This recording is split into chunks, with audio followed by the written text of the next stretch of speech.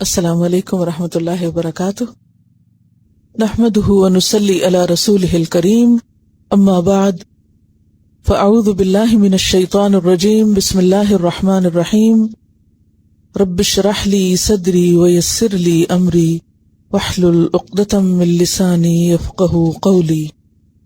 یا ایھا الذین آمنوا، اے لوگو جو ایمان لائے ہو، لا تتخذوا الذین، نہ تم بناؤ ان لوگوں کو، کن کو؟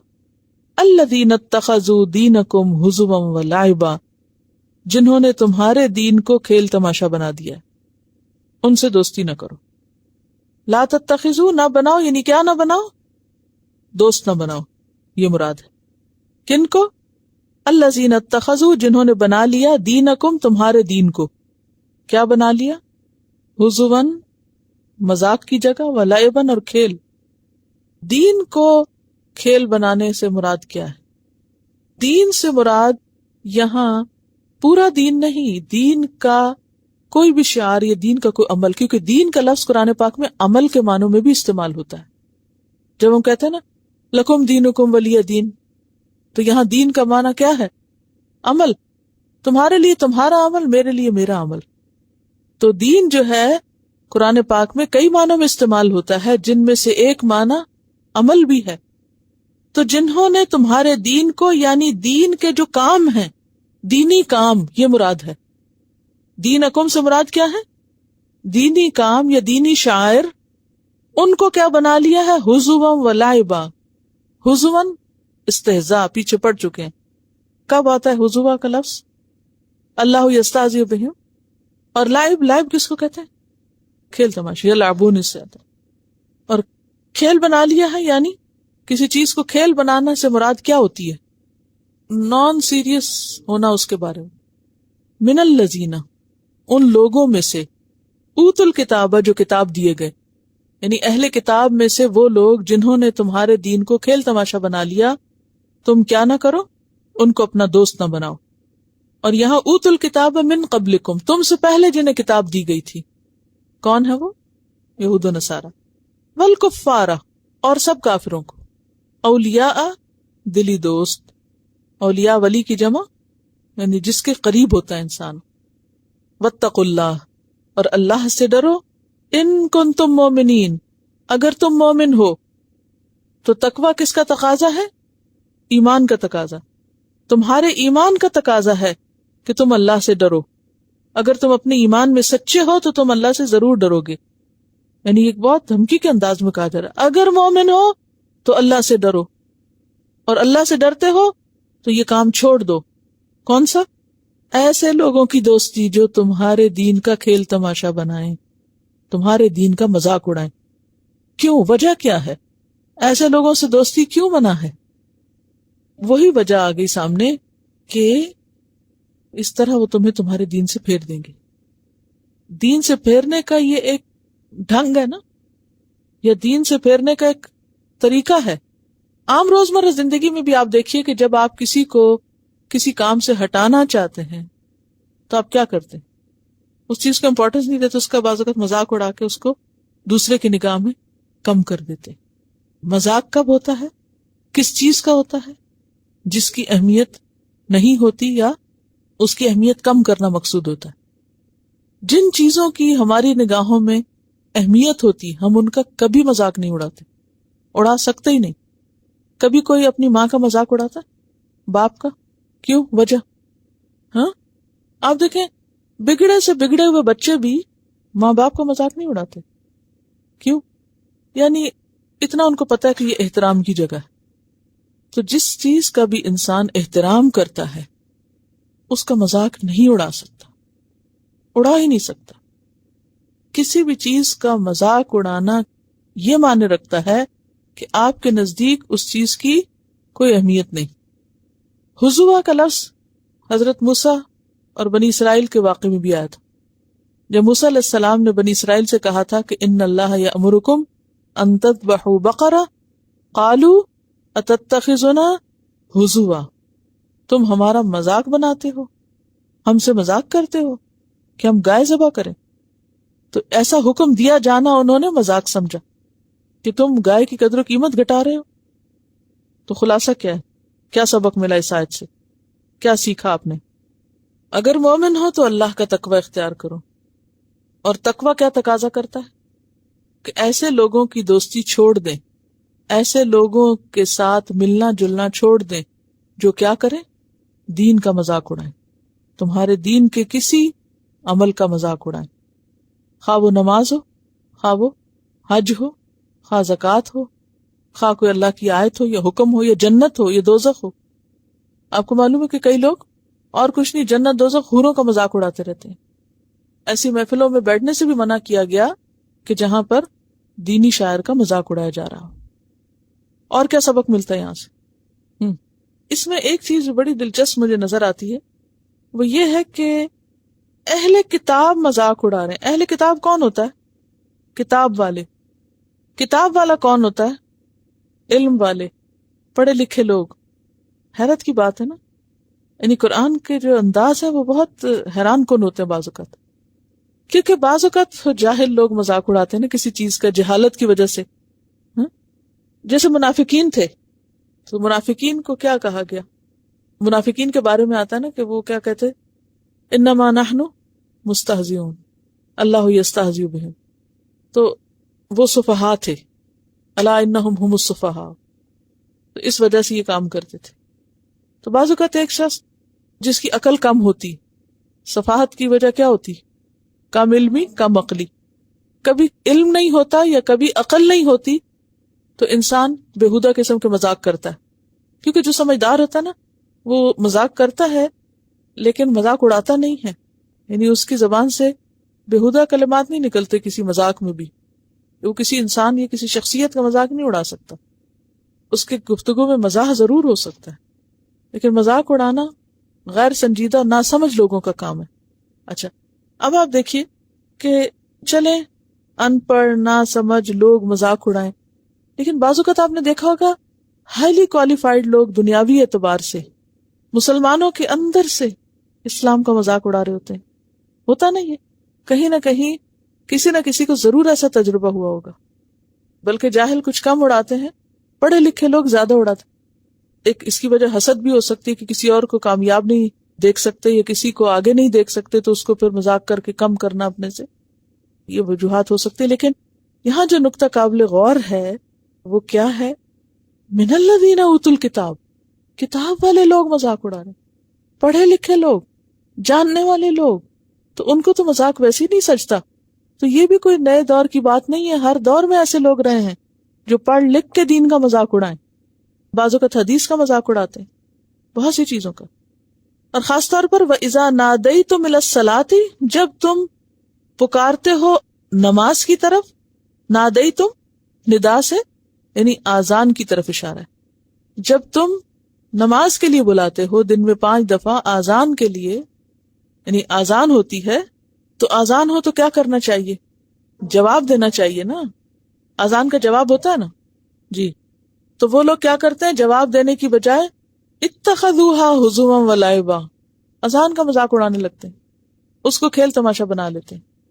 اذان کے دینی شاعر میں سے اللہ کی طرف بلانا ہے، اذان کا مذاق. فرمایا ذالک بانہم قوم لا یعقلون، یہ اس وجہ سے کہ وہ ایسے لوگ ہیں جو عقل نہیں رکھتے.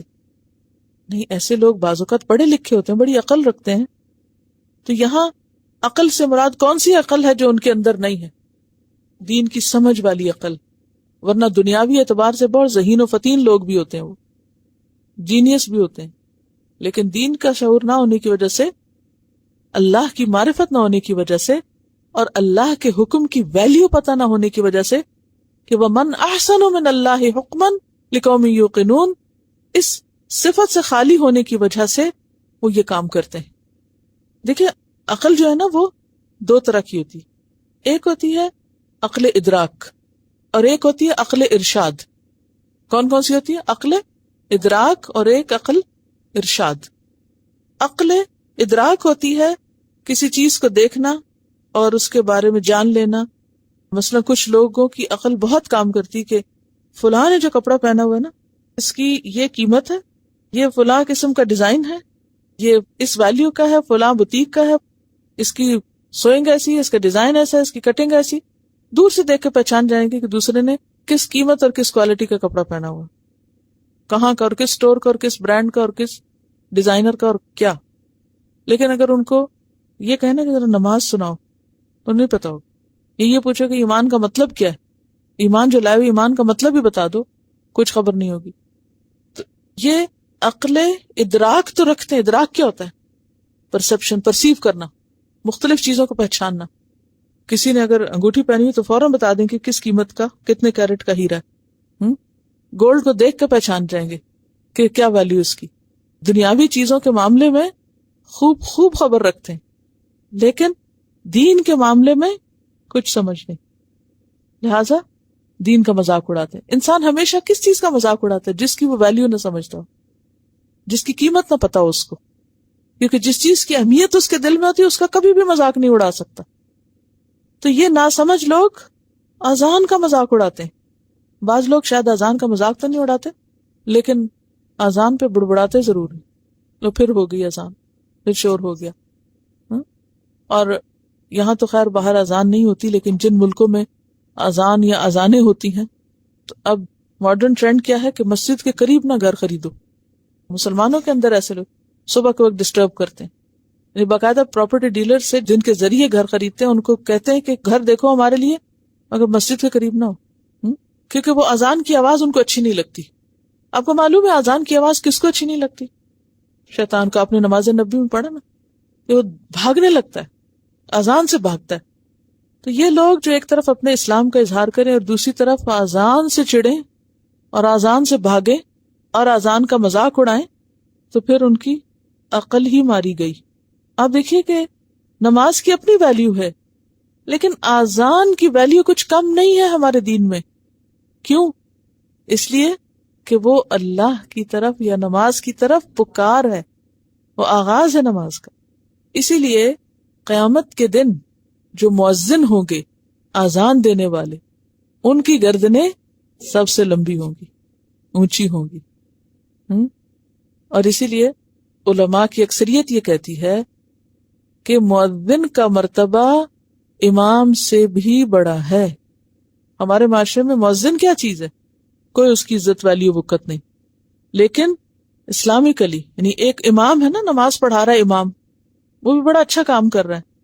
لیکن مؤذن جو ہے، بہت سی احادیث سے اس کی جو اہمیت ہے قیامت کے دن، جو اس کا مقام اور اس کی عزت ہے، وہ اس سے بھی زیادہ ہے. یعنی جتنی فضیلت مؤذن کی بتائی گئی ہے اتنی امام کی نہیں بتائی گئی. اب دیکھیے کہ مؤذن، ہم کہتے ہیں اور کیا کام ہے ان کا سوائے 5 اذانیں دینے کے. آپ کو پتا ہے اذان کے لیے سب سے اہم ترین چیز کیا ہے؟ وقت کی پابندی. سب سو رہے ہوتے ہیں، سوتے رہ جاتے ہیں، نمازوں میں آگے پیچھے کر دیتے ہیں، اور مؤذن کو، جس کے اوپر سب کی نماز کی رسپانسبلٹی ہوتی ہے، اس کو وقت کا شدید پابند ہونا پڑتا ہے، ورنہ وہ مؤذن رہ نہیں سکتا. اور اس کے علاوہ بھی آپ نے نماز نبوی میں اذان سے متعلق بہت کچھ پڑھا ہے، میرے خیال اس کو ریپیٹ کرنے کی ضرورت نہیں. تو دینی شاعر کا مذاق اڑانا جو ہے وہ عقل کی کمی ہے. اور یہاں انڈائریکٹلی یہ بات بھی کہ یہ جو ہم نے کمپیوٹرز کے ذریعے یا گھڑیوں میں اذانیں ڈال کے وقت پہ لگاتے ہیں، یہ اصل اذان کی جگہ نہیں لے سکتے، کہ یہ تو ایک مشین بول رہی ہے نا. اور ہو سکتا ہے جس مؤذن نے اذان دی اور ہم اسے گھر پہ چلا رہے ہیں وہ فوت بھی ہو چکا ہو، یہ بھی ہو سکتا ہے نا. تو وہ اصل کے قائم مقام نہیں ہے.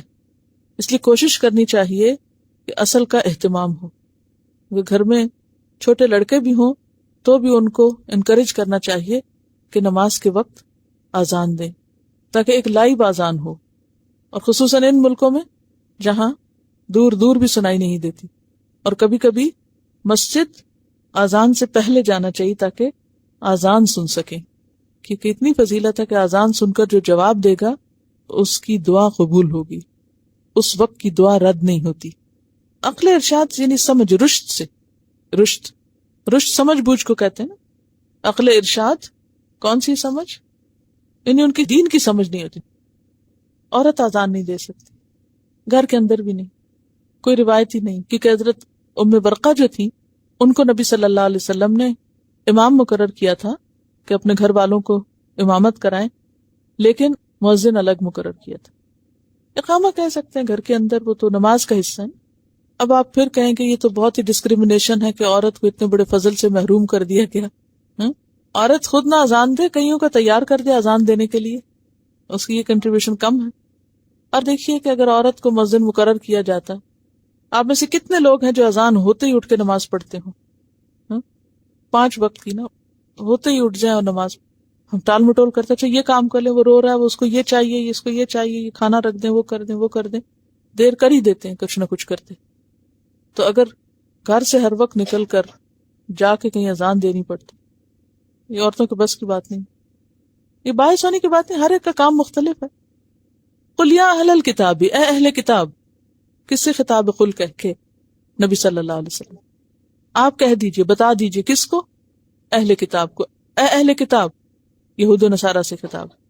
حل تنقمون منا، نہیں تم ناراض ہوتے ہم سے. حل یہاں نفی کے معنی میں کیوں الا آ رہا ہے؟ نہیں تم ناراض ہوتے ہم سے. تنقمون کا لفظ ہے نون قاف میم سے، نقمہ عیب لگانا، غصے ہونا. نہیں تم کرٹیسائز کرتے ہم کو، ناراض ہوتے ہم سے، الا مگر اس بات پر، ان آمنا باللہ کہ ہم ایمان لائے اللہ پر، وما انزل الینا اور جو نازل کیا گیا ہماری طرف، کیا؟ قرآن. وما انزل من قبل اور جو نازل کیا گیا اس سے پہلے، کیا؟ تمام کتب. یعنی تم ہم سے کیوں ناراض ہوتے ہو؟ ہمارا کیا قصور ہے؟ ہم تو اللہ پر ایمان رکھتے ہیں، اس کتاب پہ رکھتے ہیں جو ہماری طرف آئی، اور ان کتابوں پر بھی ایمان رکھتے ہیں جو ہم سے پہلے آئی. تو پھر ناراضگی کی کیا ضرورت ہے؟ کوئی وجہ نظر نہیں آتی کہ تم ہم سے ناراض ہو. وَأَنَّ أَكْثَرَكُمْ فَاسِقُونَ اور بے شک تمہاری اکثریت فاسق. فاسق کون ہوتا ہے؟ یا تو اسلام سے نکلنے والے یا پھر اللہ کی اطاعت سے نکلنے والے. اور یہاں کیوں کہا گیا تمہاری اکثریت فاسق ہے؟ یعنی یہاں فاسق بمانا کیا ہے؟ کافر. ان میں سے بہت کم اسلام لائے تھے نا، جیسے نجاشی، عبداللہ بن سلام. تو اس لیے اکثرکم کہا گیا، اکثریت نہیں لائی تھی، میجورٹی نہیں مسلمان ہوئی تھی، تو اکثرکم فاسقون کی بات کی گئی. اہل کتاب میں دونوں شامل ہیں. اس لیے تو کیا سبق ملتا ہے اس آیت سے؟ کیا سیکھا آپ نے؟ کہ بہت سے لوگوں کی آپ سے ناراضگی کی وجہ یا آپ سے دشمنی کی وجہ اس کے سوا کچھ نہیں کہ آپ اللہ اور سارے رسولوں اور کتابوں کو مانتے ہیں. اور اگر دیکھا جائے تو یہ کوئی ناراضگی کی سالڈ ریزن ہے، کوئی درست وجہ ہے. یعنی یہاں سوال کیا جا رہا ہے نا، آخر کیا مشکل ہے؟ کیوں ناراض ہو؟ کس بات پہ؟ قصور کیا ہے؟ جیسے سورۃ البروج میں آتا ہے نا، وَمَا نَقَمُوا مِنْهُمْ إِلَّا أَن يُؤْمِنُوا بِاللَّهِ الْعَزِيزِ الْحَمِيدِ. وہ قصہ یاد ہوگا کہ ایک قوم جب مسلمان ہو گئی تھی تو ان کے لیے بادشاہ نے کیا حکم دیا کہ آگ کی خندقیں کھودی جائیں اور سب کو اس میں پھینک دیا جائے. اور قصور ان کا صرف اتنا تھا کہ وہ اللہ پر ایمان لائے تھے. تو بہت وقت لوگوں کو لا الہ الا اللہ کہنے پر ستایا جاتا ہے. اصل میں جب آپ صرف اللہ کے ہوتے ہیں نا اور باقیوں کی نفی کرتے ہیں تو پھر کیا ہوتا ہے؟ باقی ناراض ہوتے ہیں. یہ ہمیشہ ہوگا اور ہوتا ہے کہ سچے دل سے جو بھی دین کی طرف آئے گا اسے ناراضگیاں دیکھنی اور سہنی پڑیں گی. تو پھر لا یخافون لومۃ لائم ہوگا تو کامیاب ہوں گے نا. نہیں سمجھ آئی؟ کیا سمجھا؟ اہل کتاب کیوں ناراض تھے مسلمانوں سے؟ کیا قصور تھا مسلمانوں کا؟ مدینہ کے یہود مسلمانوں سے کس بات پر ناراض تھے؟ کیوں نہیں بنتی تھی ان سے؟ حالانکہ ان کی کتابوں کو تو مانتے تھے نا، نہ ان کے پیغمبروں کا انکار کرتے تھے. بالکل حسد تھا، لیکن جس کو کوئی نعمت ملی ہو اس کا کیا قصور ہوتا ہے؟ یعنی عام روزمرہ زندگی میں بھی ہوتا ہے نا کہ اگر کسی ایک کو کوئی چیز مل جائے اور دوسرے کو نہ ملے اللہ کی طرف سے تو بعض لوگوں سے برداشت نہیں ہوتا، یہ حسد ہوتا ہے. اب صاحب نعمت کا کیا قصور ہے اس میں کہ اس سے ناراض ہوا جائے؟ کیا صاحب نعمت سے ناراض ہونے کی کوئی جسٹیفیکیشن ہو سکتی کہ کسی کو کوئی نعمت ملی اور دوسرا بے وجہ ناراض ہو رہا ہے؟ اللہ کی تقسیم پہ، اللہ کے فیصلے پر یہ کوئی عقل مندی کی بات ہے؟ اصل بات یہ کہ اللہ کے فیصلے کو نہ ماننا. یعنی قرآن کا یہ جو اس ساری سچویشن کو انالائز کرنے کا طریقہ ہے وہ بہت زبردست ہے. دیکھیں نا، جھگڑے ہیں، لڑائیاں ہیں، فساد ہیں، ناراضگیاں ہیں.